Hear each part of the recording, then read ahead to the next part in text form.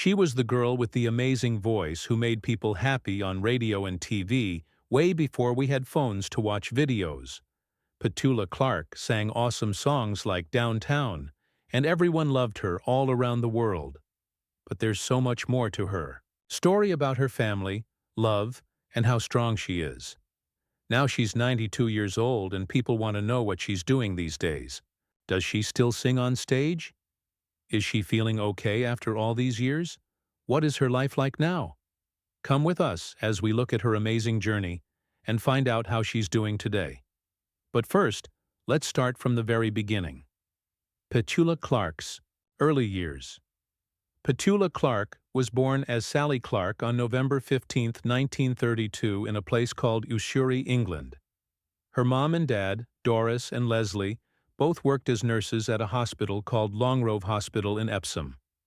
Her mom's family came from Wales, and her dad was English. Petula's weird first name has a funny story. Her dad made it up by mixing together the names of two girls he used to date, Pet and Ola. That silly joke ended up giving her one of the most famous names in music. Clark grew up mostly in a small village called Abercynaid, near a place called Merthyr Tydfil in Wales, where her grandpa worked digging coal. The first time she ever sang for people was in 1939, when she sang at a place called the Collier's Arms in Abercynaid. She remembered living near London during a scary time when bombs were falling. She talked about watching fights in the sky and running with her sister to safe hiding places when the loud warning sounds went off. When she was only 8 years old, she first worked with the BBC radio station. Kids were asked to record messages for family members who were fighting in the war.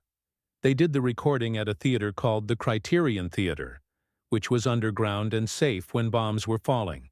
When the warning sounds went off, some kids got scared and started crying. Someone asked if anyone could sing to make everyone feel better. Petula was brave and stepped up to sing a song called Mighty Like a Rose. The people who worked there loved her voice so much they recorded her singing. That little moment started a journey that would change her whole life. When she was little, Petula loved singing in church and was really good at copying other people's voices. She would make her family and friends laugh by pretending to be famous. Singers like Vera Lynn, Carmen Miranda, and Sophie Tucker. Her dad really wanted her to keep performing. In 1944, he took her to see a play with an actress named Flora Robson. Petula remembered that night and said, "I decided right then that I was going to be an actress. I wanted to be like Ingrid Bergman more than anything in the world." But her first performances weren't acting. They were singing. In 1945, she sang with a band at a big store called Bentle's in a place called Kingston upon Thames. For singing, they gave her a box of candy and a gold watch. That was the start of a career that would keep growing and growing. The first breakthrough. Petula's first big step into show business happened when she was just 9 years old. In October 1942, she went to a BBC radio show with her dad, hoping to send a message to her uncle who was fighting in the war. The radio show was delayed because bombs were falling. To keep everyone calm, the person in charge asked if anyone could perform. Once again, Petula stepped up and sang Mighty Like a Rose. Everyone loved it so much.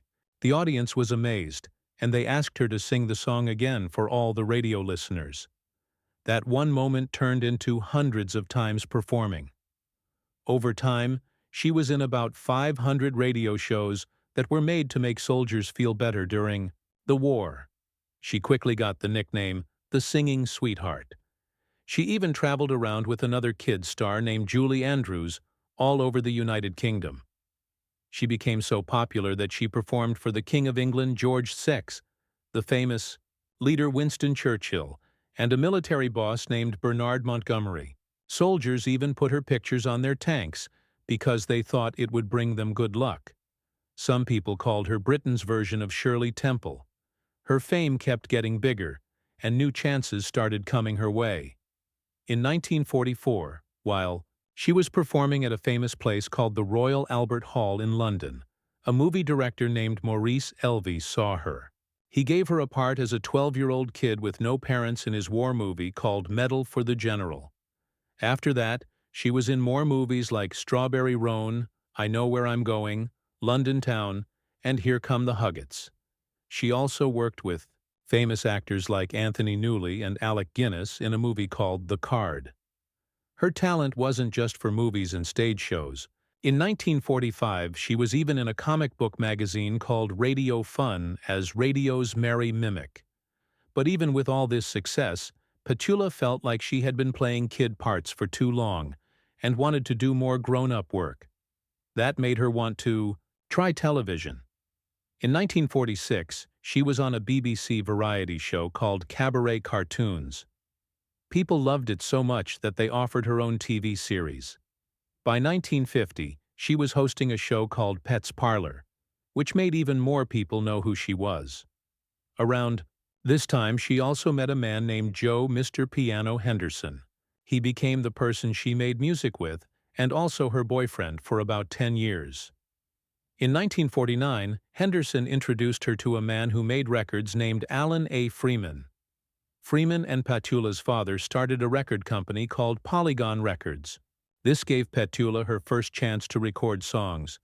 Her very first song was called Put Your Shoes on Lucy. She also recorded songs with a singer named Benny Lee for a company called Decca, Finding Her Sound. Petula's career really started to get awesome in the 1950s.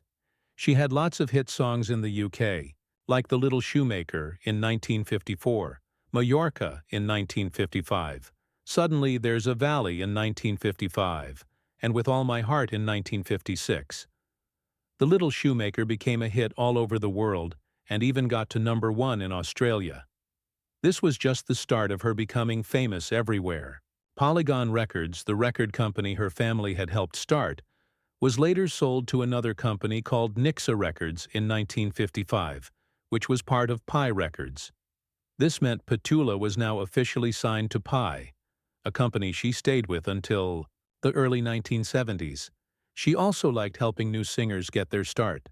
She told Joe Henderson he should record his own music, and he ended up having 5 hit songs between 1955 and 1960. But Petula wasn't slowing down at all. She was looking beyond the UK and soon wanted to try singing in Europe. In 1957, she was invited to perform at a famous place in Paris called the Paris Olympia. She went there feeling nervous, especially because she had a bad cold. But the show went great, and the audience loved her. The very next day, she was invited to a record company called Vogue Records, where she met the man who would become her husband, Claude Wolfe. She liked him right away, and when they told her she'd be working with him if she signed with them, she said yes. That choice changed both her career and her personal life. Becoming a European star. By 1960, Petula was touring France and Belgium with a singer named Sacha Distel, who stayed her close friend for her whole life. She started recording songs in French, German, Italian, and Spanish, so more people in different countries could enjoy her music. Even while she was getting famous in France, she kept having hit songs in the UK. In 1961, her song Sailor got to #1 in Britain, and then Romeo and My Friend the Sea both made it to the top 10 that same year. Romeo even sold over 1 million copies, and she got a special gold record from America. In France, she recorded Ya Ya Twist, which was a French version of a song by Lee Dorsey called Ya Ya. It became the only twist dance song by a woman that became really popular. Another big hit was Chariot, which many people later knew as I Will Follow Him. Petula's songs were also recorded in German and Italian, and lots of people bought them. She even performed songs by a French songwriter named Serge Gainsbourg, which sold really well during this time. Petula also got a special gift that not many singers ever get. A famous French singer named Jacques Brel gave her one of his own songs, called Un Enfant. She sang it during a tour they did together, and a live recording of the song became popular in Canada. Her talents weren't just singing either. In 1963, she wrote the music for a French crime movie called A Couteau Tiré, and appeared in a small part as herself. She went on to write music for other movies, including L'Entraîneuse in 1963, Rêve d'un four in 1964, La Bande à Babel in 1966, and even Faan in 1989. Many years later, some of these movie songs were put on a CD called In Her Own Right. Her amazing career made her a true international star. She was honored 3 times on a popular TV show called This Is Your Life in 1964, 1975, and 1996, which very few performers have ever done. Her journey had started in wartime Britain, but by the 1960s, she had become one of Europe's most loved entertainers. And this was only the beginning of the amazing career she would have for many more years. The Downtown Breakthrough. By 1964, Petula Clark's career in Britain had started to slow down. She was still making records, but the excitement was missing. That changed when Tony Hatch, a guy who wrote and arranged music, came to see her in Paris. He brought several songs with him, but none of them interested her. Then, almost like he was running out of ideas, he played a few notes of a tune he had started while visiting New York City. The melody was catchy, and Petula right away told him that if the words matched the music, she wanted it as her next song. That song became Downtown. Neither of them imagined how huge it would become. It came out at the end of 1964 in several languages, and Downtown exploded all over the world. It was a hit in the UK, France, the Netherlands, Germany, Australia, Italy, Japan, India, and even Rhodesia. When a Warner Brothers boss named Joe Smith heard it in London, he quickly bought the rights for America. The gamble worked out great. In January 1965, Downtown reached #1 in America, selling over 3 million copies there alone. The song also gave Petula her first Grammy for Best Rock and Roll Recording. More importantly, it gave her a brand new identity, not just as a singer in Europe, but as a superstar all over the world. This success was only the beginning because, right after Downtown came a bunch of hits that made her one of the most famous singers of the 1960s. Hits, fame, and controversy.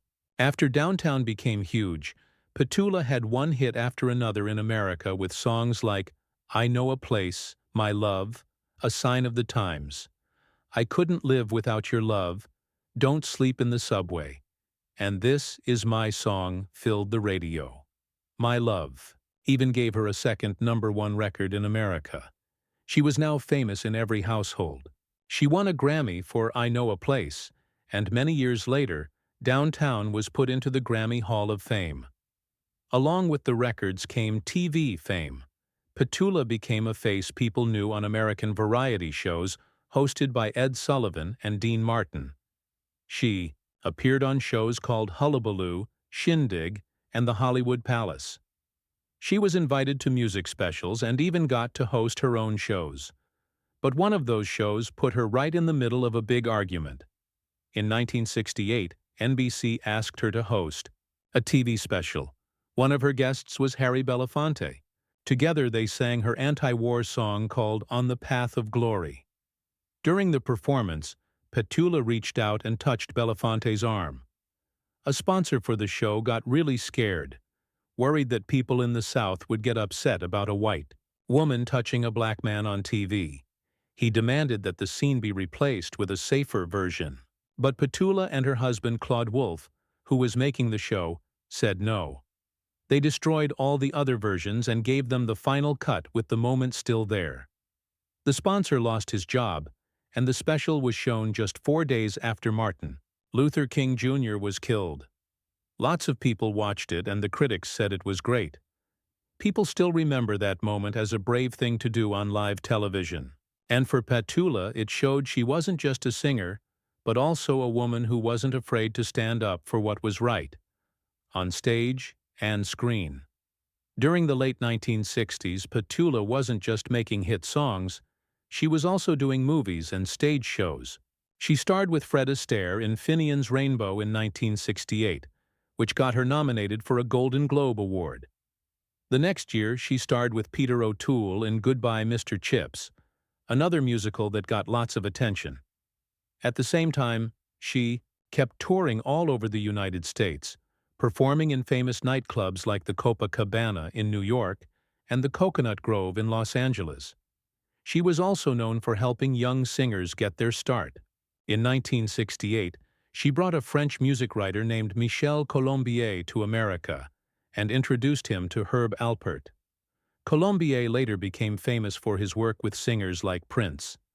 Richard Carpenter also said Petula helped introduce him and his sister Karen to Alpert, which helped start the Carpenter's career. Petula had friendships with many stars, including Elvis Presley. She later laughed about how Elvis tried to flirt with both her and Karen Carpenter backstage, saying, "He didn't get us exactly, but he had a darn good try. Not going to talk about that anymore." She was also there during some really important moments in history. While performing in Montreal in 1969, she was having trouble with people in the audience who didn't like that she was switching between English and French. She asked John Lennon for advice and ended up joining him and Yoko Ono during their famous bed protest for peace. That's how Petula's voice ended up as one of the backup singers on Lennon's famous song, "Give Peace a Chance." On November 15, 1969, her concert called An Evening with Petula became the very first color TV show on BBC One. It was another first in her long list of amazing things, proving that her career was full of history-making moments. Reinvention and longevity. The 1970s brought more music, though she started focusing more on other things. She put out songs like Melody Man, The Song of My Life, and Loving Arms. But she also slowed down to spend more time with her family. She became a face people knew on TV shows, and even appeared on The Muppet Show. In 1981, she went back to the stage in a big way, playing Maria von Trapp in The Sound of Music in London. The real Maria herself said Petula was the best Maria ever. The show broke records, and Petula had to keep doing it longer because so many people wanted to see it. She was even nominated for a big award called a Laurence Olivier Award for Best Actress in a Musical. In 1983, she made people cry at the Royal Albert Hall with a beautiful performance of For All We Know as a tribute to her friend Karen Carpenter, who had died just 2 days before. Petula later starred in shows called Candide and wrote music for a show called Someone Like You.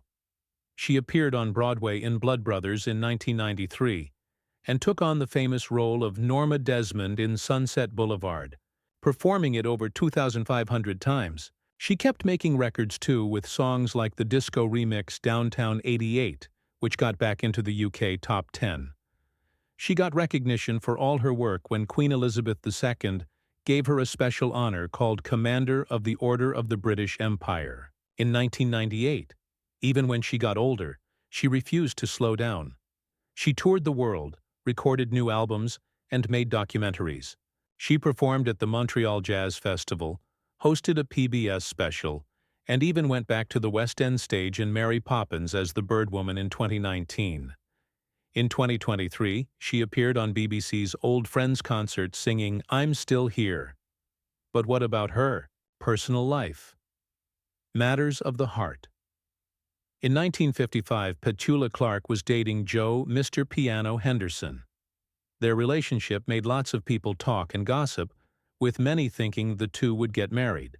They worked together a lot, and fans started to see them as a couple both in music and in real life. But being famous was starting to hurt their relationship. Petula's career in France was just beginning, and Henderson apparently didn't want to become known as Mr. Petula Clark. Eventually, he decided to leave. Even though the romance ended, they stayed friends and even kept working together. Their last project together was a BBC radio series called Pet and Mr. Piano, like a goodbye to their work partnership. Years later, Henderson wrote a sad song about their breakup called There's Nothing More to Say. Petula put it on her album In Other Words, marking the end of that part of her life. Life soon brought her new friends in the entertainment world. In 1967, she went to her close friend Charles Aznavour's wedding in Las Vegas as a witness, along with Sammy Davis Jr. Just 10 years earlier, in October 1957, her work life had taken an important turn at the Paris Olympia. She performed for Music Arama, a live radio show, and was soon invited to Vogue Records. It was there she met Claude Wolf, a young guy who worked in publicity. She liked him right away, and when they told her that Wolf would work with her if she signed to record in French, she said yes. Their work partnership quickly turned into love. In June 1961, Petula and Claude got married, starting a family that would eventually include 2 daughters and a son. Later, they had 2 grandchildren. For Petula, family life was important, but also hard. She said later that her busy work schedule kept her away from her children when they were young, and she felt bad about not being as close to them as she wanted. In 2013, she openly shared that her relationship with Wolf was no longer romantic. Still, their history together was deep and lasting. Sadly, Wolf died on March 20, 2024, ending an important part of her personal life: choices, beliefs, and home. Petula Clark's personal life also showed her thoughts about politics and where she belonged. In 1979, after Margaret Thatcher became Britain's first female prime minister, Petula sent her a congratulations message. She wrote, "Congratulations, so happy for you and for Britain." That same year, she even performed at a Young Conservatives rally. However, her views weren't stuck to one side. In 2002, she went to a fundraiser for Tony Blair, the Labour Prime Minister, showing that she could support different political parties. Through it all, her real sense of home wasn't about politics, but about her family life. Since the 1960s, Petula made Geneva, Switzerland, her main home. The quiet surroundings gave her peace while she continued to perform around the world. Geneva also let her spend time with family as she lived there with her husband, children, and later her grandchildren. She also kept a vacation house in the French Alps where she loved to ski, and a place in London's Chelsea neighborhood. These homes showed her lifestyle was based in Europe, but connected to the world.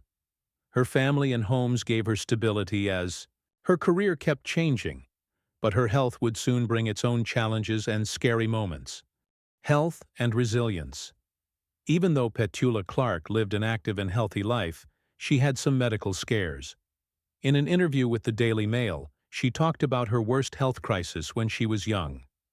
At 21, she needed emergency surgery to remove her appendix. The surgery was supposed to fix the problem, but instead it made the pain even worse. Petula remembered, "I had my appendix out as an emergency operation at 21. I was in terrible pain afterwards, and it kept getting worse. 6 months later they had to cut me open again and found I had developed internal adhesions around the scar tissue, which had gone gangrenous. Doctors had to remove part of her intestine during the urgent procedure. For her parents, it was terrifying. She remembered, "My parents were beside themselves, but I've never had any problems there since. There's just a faded couple of inches of scar." The whole thing could have left her with lasting health problems, but she got completely better. Since then, she has stayed remarkably healthy. At the age of 89, she was still saying she felt active and strong. Living in Geneva helped her stay fit. She said she often ran upstairs and enjoyed being active at her mountain vacation house. She laughed that she had no problems with bad knees. She explained that she never used many pills or vitamins and had only once in her life gone on a diet, the Atkins diet, which she tried to lose weight after having a baby. Despite the danger she faced at 21, Petula Clark came out stronger. The faded scar reminded her of the risk, but her life after that was full of energy and strength. Her story showed not just her talent, but her determination to keep moving forward, whether in her career or her health. The song that changed everything. In January 1965, Petula Clark's song Downtown hit #1 on the U.S. charts. The song was about forgetting your daily problems by going into the city and finding happiness in the lights and the noise. It won her a Grammy Award for Best Rock. and role recording, and later appeared in TV shows like Lost and Seinfeld, as well as movies like Girl, Interrupted. But the story of how it started was simple. Petula was living in Paris with her French husband at the time. She was already popular in Europe, singing in French, Italian, and German. Then Tony Hatch, a young producer at Pi Records in London, came to see her. He told her she should be recording in English too. At first, she wasn't sure. She said, "I'm fine the way I am, but we have to find the right song." Hatch sat at the piano and started to play a tune he had just started writing. Petula remembered, "I came back into the room with the tea and I said, 'That is one great tune. Can you write words as good as the music?' He said, 'I will have a damn good try.' I said, 'Well, then I'll do it.'" 2 weeks later, they recorded, downtown in London. Neither of them expected the song to explode the way it did, swept into the spotlight. When Downtown came out, it was like a storm. It quickly became a hit not only in the US, but also in Canada, Australia, and all over the world. Petula talked about how unprepared they were for its success. "We didn't realize we'd recorded a monster. Suddenly it was a hit all over the world." The timing was perfect. The Beatles had already opened doors for British performers in America, and Petula got pulled into what people called the British invasion. Soon, shows like The Ed Sullivan Show were begging her to appear. The first time she sang Downtown in America was in New York. She had just arrived from Paris and was completely tired from traveling. There was no practice time. She walked straight onto the stage in front of a live audience and orchestra. To make it even more nerve-wracking, the orchestra started playing the song too fast, but the audience didn't care. Petula remembered, "People just stood up and cheered when I walked on the stage." That moment marked the beginning of her love affair with American audiences. But success also came with problems. She already had contracts in Europe and a busy career there. Now America was calling not just for New York, but for Las Vegas and Los Angeles too. She also had 2 young children at home. She explained, "It actually complicated my life quite a lot, but in a rather wonderful way." Despite the stress, she believed traveling was a great education for her children. They grew up with memories of a life filled with experiences most kids never have. Stories behind the song. As the years went by, Downtown became more than just a hit record. It became part of people's lives. Petula shared how fans often told her personal stories about what the song meant to them. Some soldiers fighting in Vietnam told her, "Your song helped us, gave us courage to go on." She said that when you first record a song, you never know how deeply it will touch people. Every person who listens takes something different from it. For some, it was a song of escape, a way to forget their worries. For others, it became tied to important memories. That power is what kept the song alive for many years. Petula herself said she never expected it to reach so many people. At the time, she was simply focused on singing well and doing her job. But over time, she came to understand that music could carry hope and comfort far beyond the recording studio. And because she had already built a career singing in several languages, her music traveled even further. She explained, "I am English, but I fell in love with a Frenchman. So I went to live in France. I became a star in France, which meant that I had to sing in French. Then the Italians wanted me to sing in Italian, and then in German. Little by little, it just sort of spread. And I love singing in Italian. Let's face it, it is the language of opera." Her ability to sing in many languages made her special, and it helped her reach audiences all over the world, still singing today. Even into her later years, Petula Clark never stopped performing. In her 80s, she was still touring the United States, traveling, and even sleeping on a tour bus. When asked why she kept going, she answered, "Honestly, I just love doing it. That's really the reason. It's hard for me to imagine my life without it." For her, performing wasn't just work. It was joy, connection, and even something spiritual. She explained, There's nothing quite like that contact between what's happening on stage and what's happening in the audience. There's a kind of communion that happens, and it's almost a spiritual experience. Even at 92, she was still planning her next big moment. She hinted that a London concert was in the works with a full orchestra and a live audience. For her, it was still exciting. 60 years after Downtown changed her life, Petula Clark was proving that the love for music and performance never leaves you. Her voice, her songs, and her story had reached across generations. And while the world first knew her for one song, her passion for singing kept her on stage for many years, with no signs of slowing down. What's your favorite Petula Clark song? Is it Downtown or one of her other classics? Share your thoughts in the comments below, and don't forget to hit like, subscribe, and stay tuned for more incredible stories from Hollywood's fascinating history.